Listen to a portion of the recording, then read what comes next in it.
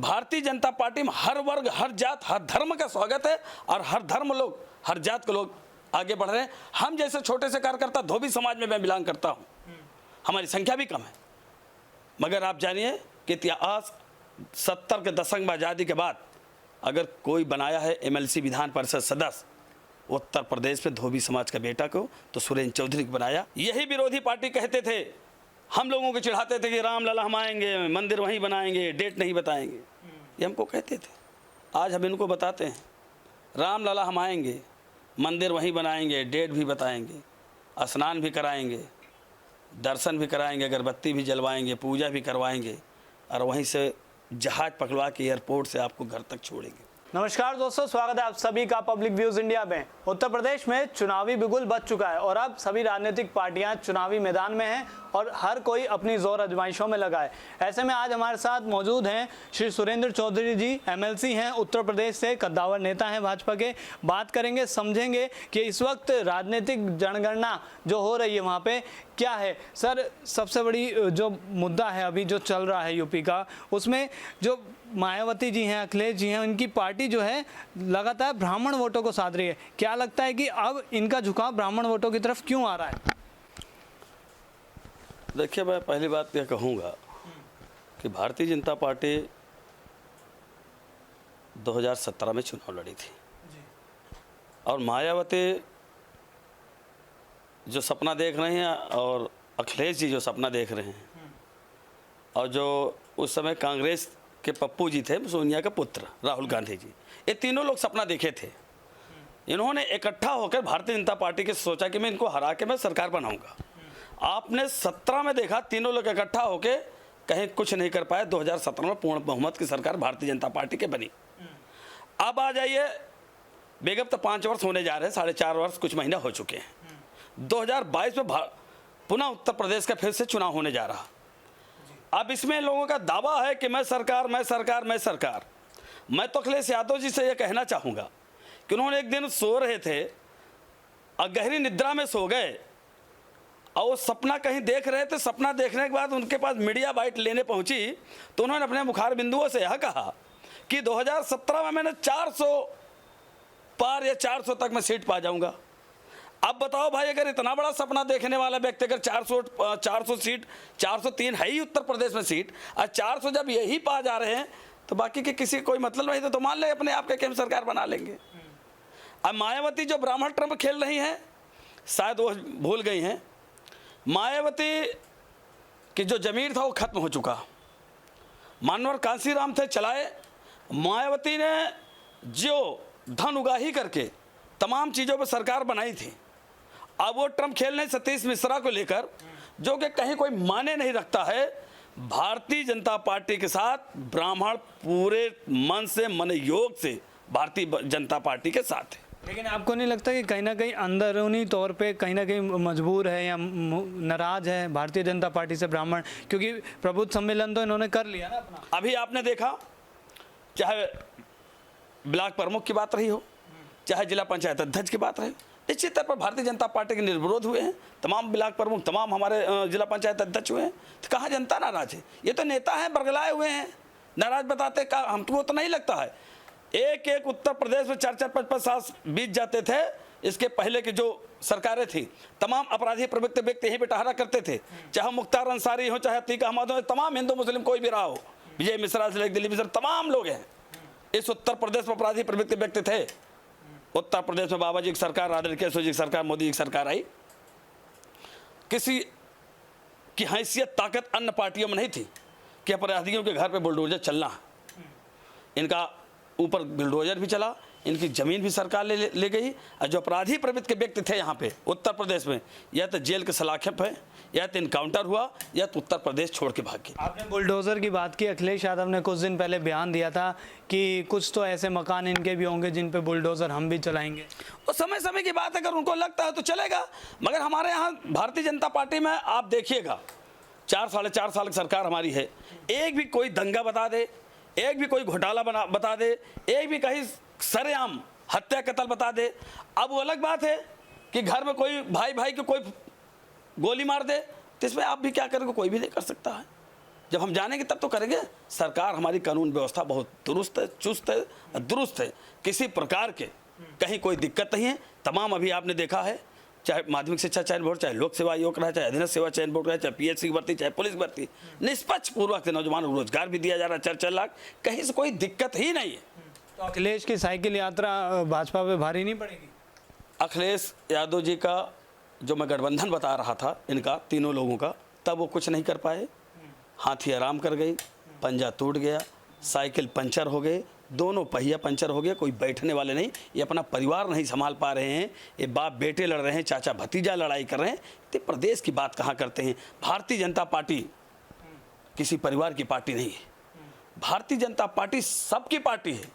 जो पंडित दीनदयाल उपाध्याय, संत गाडगे महाराज के और डॉक्टर भीमराव अम्बेडकर जी को जो सपना था कि पिछले पंक्ति में खड़े होने वाले व्यक्तियों को आगे लाया जाए, तो भारतीय जनता पार्टी में हर वर्ग, हर जात, हर धर्म का स्वागत है और हर धर्म लोग, हर जात के लोग आगे बढ़ रहे हैं। हम जैसे छोटे से कार्यकर्ता धोबी समाज में मैं बिलोंग करता हूँ, हमारी संख्या भी कम है, मगर आप जानिए कि इतिहास 70 के दशक में आज़ादी के बाद अगर कोई बनाया है MLC विधान परिषद सदस्य उत्तर प्रदेश में धोबी समाज का बेटा को, तो सुरेंद्र चौधरी को बनाया। यह नरेंद्र मोदी, आदरणीय अमित शाह और आदरणीय केशव जी का, आदरणीय बंसल जी का, आदरणीय योगी जी की सरकार, ये भारतीय जनता पार्टी की सरकार, भारतीय जनता पार्टी के संगठन की सर ये कर सकती है।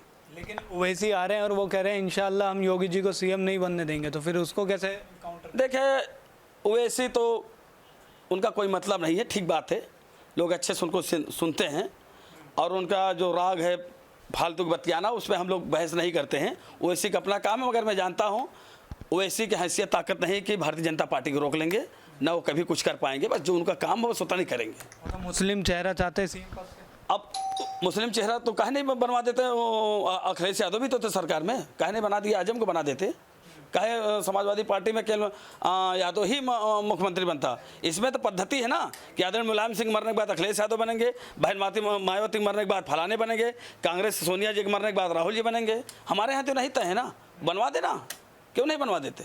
तो जो ये गठबंधन कर रही हैं छोटे छोटे ग्रुप और ओवैसी, राजभर जी, क्या लगता है कि ये गठबंधन कहीं ना कहीं आप लोगों को भारी नुकसान देगा भाजपा को? वो सब हमारे साथ हैं। अभी जो चर्चाएं चल रही हैं, ये अफवाहें हैं, छोटे छोटे संगठन, छोटे छोटे जात धर्म वर्ग सब भारतीय जनता पार्टी के साथ पूर्णता लगे हुए हैं। और 2022 में फिर से मैं कह रहा हूँ, पूर्ण बहुमत की सरकार भारतीय जनता पार्टी की बनेगी, फिर 300 पार हम लोग जाएंगे। राजभर जी आप लोगों के साथ आएंगे? राजभर के जो विचारधारा है निश्चित तौर पर हमारे साथ आएंगे। फिर ओवैसी कहाँ जाएंगे? ओवैसी राजभर जाने, ओवैसी कंधे पे हाथ रखेंगे, हम थोड़ी नहीं रखने गए तो ओवैसी कंधे पे। ओवैसी का अपना काम है, चाहे वो पाकिस्तान चले जाए, कहीं भी चले जाए, मुझसे क्या लेना देना हमसे। हमने अपने हिंदू समाज से अपने विचारधारा से मतलब है, जो हमारे विचारधारा से चल रहे हैं। हिंदू किस लिए मैंने बोला कि भारत में रहने वाला हर मुसलमान मैं हिंदू मान के चलता हूँ। अगर पाकिस्तान के अन्य, अफगानिस्तान, खालिस्तान का अगर वकालत करेगा, निश्चित तौर पर वह आतंकवादी कहलाएगा। अब आतंकवादी हम लोग कहेंगे। लेकिन यहाँ के लोग तो, यूपी के नेता तो उन लोगों का सपोर्ट करते हैं ना, आतंकवादियों का और तालिबानियों का भी। तो जो अपने अंदर जमीर नहीं होगा करते होंगे, जो कर रहे हैं वो जनता उनको मुंह तोड़ जवाब दे रही है। मुनव्वर राणा बार बार कहते हैं कि यूपी में डर लगता है, यूपी का। मैं कहना था मुनव्वर राणा नो डाउट अच्छे शायरबाज हैं और उनका लोग शायर सुनते हैं, भीड़ लगा के ताली बजाते हैं, मैं भी बजाता हूँ, वो उनका विषय वहीं तक ठीक है। अगर उनको डर लगता है भारत से तो वीज़ा पासपोर्ट बनवा लें और चले जाओ पाकिस्तान, जाके वहाँ की नागरिकता प्रदान करके वहाँ पे शायरी कहें, ज़्यादा बेहतर होगा। और जो ये सपना देख रहे हैं कि योगी जी की सरकार 2022 में नहीं आएगी, नहीं मैं देश छोड़ दूंगा, तो मैं अभी से उनको चेतावनी या कह भी दे रहा हूँ कि वो अपना पासपोर्ट वीज़ा बनवा लें, चले जाएँ। 22 में आदरणीय फिर योगी जी की सरकार आएगी। लेकिन योगी जी के लिए चुनौतियाँ क्या रहने वाली हैं इस चुनाव में? विकास का मुद्दा है। आप देखिए ना, इतनी चौड़ी चौड़ी सड़कें गाँव से लेके हमारे यहाँ भारतीय जनता पार्टी में आपने देखा होगा कि चाहे हाई स्कूल इंटर के टॉप बच्चियां करते उनके नाम की सड़कें, PSC, CRPF, RPF, मिलिट्री का जो व्यक्ति शहीद हो जा रहा उनके नाम की सड़कें। अभी आपने देखा चोपड़ा जो खेल कूद वाले भाला फेंके टॉप की ओलंपिक, आपने देखा प्रदेश में जोरदार इतिहास, कितना जोरदार स्वागत हुआ कि शायद कोई करा सकता है, आदरणीय योगी जी ने कराए, इनके नाम की सड़कें। और तो और आपके यहाँ अभी जो स्वतंत्रता संग्राम सेनानी या बहुत बढ़िया संस्थान में काम किए हों या बहुत बढ़िया समाज में काम रहे, उनके नाम के सड़कें। हमारे यहाँ 10-10 किलोमीटर का फ्लाईओवर सड़क पुल बन रहा है, जमुना जी में पड़ रहा है, केसुज बनवा रहे हैं, झूसी के बनवा रहे हैं, गंगा जी में बनवा रहे हैं।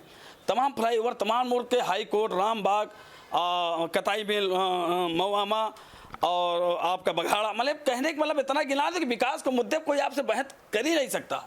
सिर्फ विकास के मुद्दे पे है। जिसको कभी आवास नहीं मिला था, अगर प्रधानमंत्री आवास मिल रहा तो खुश नहीं रहेगा। जो कभी शौचालय की बात करने पर विरोधी हंसते थे, आदि नरेंद्र मोदी जब शपथ ले रहे थे 14 महीने शौचालय की बात कर दिया तो लोग विपक्षी हंस रहा था। आज उन माताओं बहने से पूछिए जो घर परिवार में हम लोग बैठा करते थे, सामने से लोटा लेके बाहर जाती थी तो कैसे गुजरता था। और नहर के पटरियों में अगर बहन बेटी हमारी बैठ जाती थी तो चमचमाती हो रही, जब गाड़ियाँ चलती थी तो बहन बेटियों को शौचालय से उठना पड़ता था, शौच लिए बैठी। आज क्या हुआ? नरेंद्र मोदी ने उस सपनों को साकार किया, हर घर में शौचालय दिया। आज बहन बेटी एकदम पर्दे के अंदर है, खुशहाल है। लेकिन आप विकास पे बात कर रहे हैं, विपक्ष जातिवाद पे बात कर रहा है, तो कौन सी चीज़ भारी पड़ेगी यूपी चुनाव में? भाई विकास का मुद्दा ये जो जातीयता का बात कर रहे हैं, मैं जानता हूँ जो 3 तलाक पे है, मुस्लिम अगर मानती हैं कि सही है तो वोट करेंगी। बाकी मुसलमानों को बहुत हमारे लिए मतलब नहीं रहता वोट में, वो दें न दें, उनका वोट भी मुझे नहीं चाहिए मुसलमानों को। हाँ, कोई दिक्कत नहीं। लेकिन जनसंख्या नियंत्रण पे तो बहुत सी बात कर रहे हैं ना, तो उससे मुसलमान नाराज है। किसकी जनसंख्या इन्हीं की ज़्यादा है इसलिए नियंत्रण है। जो भी जनसंख्या पर नियंत्रण तो ठीक तो है, इसमें दिक्कत क्या है? जनसंख्या में इतनी बढ़ती हुई आबादी है तो इसको कंट्रोल नहीं किया जाए तो देश चलेगा कैसे? नहीं, अगर यूपी में कानून आ रहा है तो इससे मुसलमान समाज हम लोग स्वागत करते हुए आए ना, उनका विषय है। अच्छा, हाँ, मुसलमान समाज इससे नाराज हो गया? कोई नाराजगी हमारे ऊपर फर्क नहीं पड़ेगा मुसलमान नाराजगी से।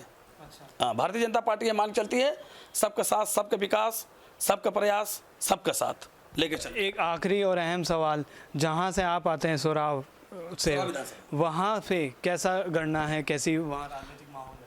हमारे यहाँ राजनीतिक माहौल बिल्कुल फेयर है। भारतीय जनता पार्टी के सांसद है, भारतीय जनता पार्टी के विधायक हैं और वहीं से हमारे केशव जी मुख्यमंत्री हैं, वहीं 14 में सांसद रहे हैं, इसलिए कोई दिक्कत वहाँ पे नहीं है। वहाँ पे बिल्कुल भारतीय जनता पार्टी 365 दिन चलने वाली पार्टी है। भारतीय जनता पार्टी, अभी आपने देखा होगा कल्याण सिंह आपने देखा, मुख्यमंत्री थे हमारे यहाँ, फिर किसी कारण से इस्तीफा भी दिए, कार सेवकों पे गोलियां चलाने की बात उन्होंने नहीं चलाई। मुलायम सिंह उस पर हाथ सना हुआ है, जिसकी ये विरोधी बात करते थे। राम जन्मभूमि का इतना बड़ा सुप्रीम कोर्ट का फैसला आया, जोरदार पूरा भारत स्वागत किया, दीपोत्सव की तरह दीपावली मनाया गया। यही विरोधी पार्टी कहते थे, हम लोगों को चिढ़ाते थे कि राम लला हम आएंगे, मंदिर वहीं बनाएंगे, डेट नहीं बताएंगे, ये हमको कहते थे। आज हम इनको बताते हैं, राम लला हम आएंगे, मंदिर वहीं बनाएंगे, डेट भी बताएंगे, स्नान भी कराएंगे, दर्शन भी कराएंगे, अगरबत्ती भी जलवाएंगे, पूजा भी करवाएंगे और वहीं से जहाज पकड़वा के एयरपोर्ट से आपको घर तक छोड़ेंगे। ये भारतीय जनता पार्टी। लेकिन मायावती तो कह रही है कि ये राम मंदिर के ऊपर सिर्फ घोषला है, हम असली राम मंदिर बनाएंगे अगर हम आते हैं। वो तो देवी देवता पूजा नहीं करती, उनको क्या पता कहाँ क्या होना है। उनको तो गौरी गणेश के में अंतर नहीं है। वो मायावती का दौर था, दलित समाज अनभिज्ञ था, नहीं समझ पाता था। अब दलित समाज का बेटा, चाहे धोबी हो, चाहे चमार हो, चाहे पासी हो, चाहे खट्टी हो, चाहे हेला हो, चाहे दहीकार हो, भांत लो जातियाँ हैं। भारतीय जनता पार्टी इस सरकार के साथ पूर्णतः जुटी हुई है। इनका लोकतंत्र है, हर व्यक्ति अपना अपना पायदान पर खड़ा होना चाहता है, वो भी से अलग है।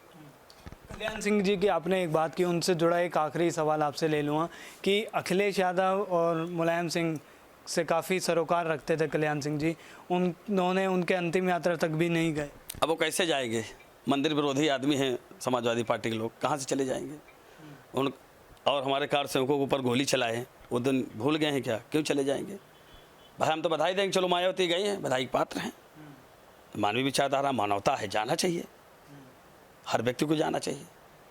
राजनीति अपनी जगह है, संस्कार धर्म अपनी जगह, क्योंकि दोनों ही मुख्यमंत्री रहे हैं। हाँ, इसीलिए तो कहा, अब उनका नहीं मन है जाने का, नहीं गए।